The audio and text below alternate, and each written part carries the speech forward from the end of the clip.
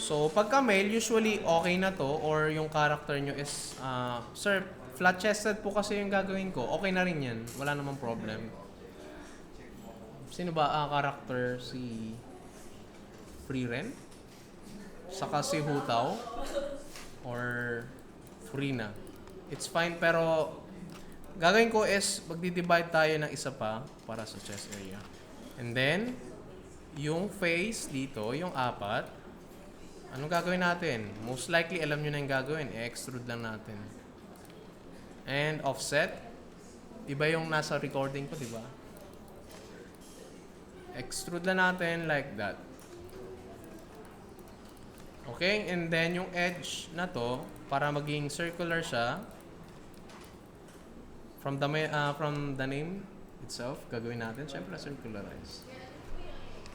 And twist natin. Scale.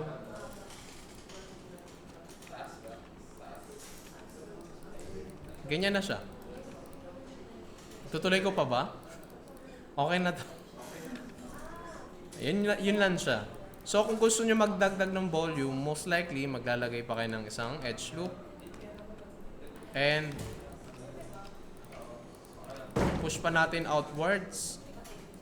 Vertex. Oh, mas madali ito actually. Shortcut yun eh. Ay, shortcut to eh. Circularize lang ulit. Yan, 3. Okay?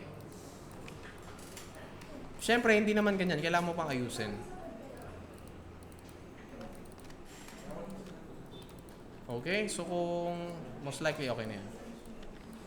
Vertex dito, hahatakan nyo siya forward like this.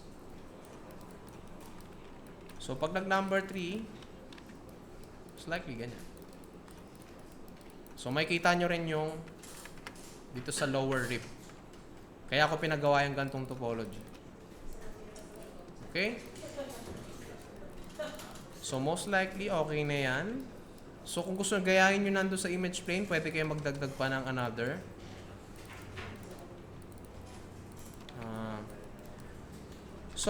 Hindi ko pa pala natuturo to.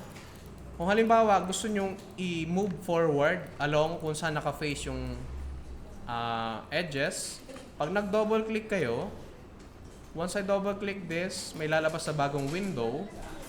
Pwede nyong gawin component. Naturo ko na. Okay. Upos nyo lang words. Yung edge dito, most likely,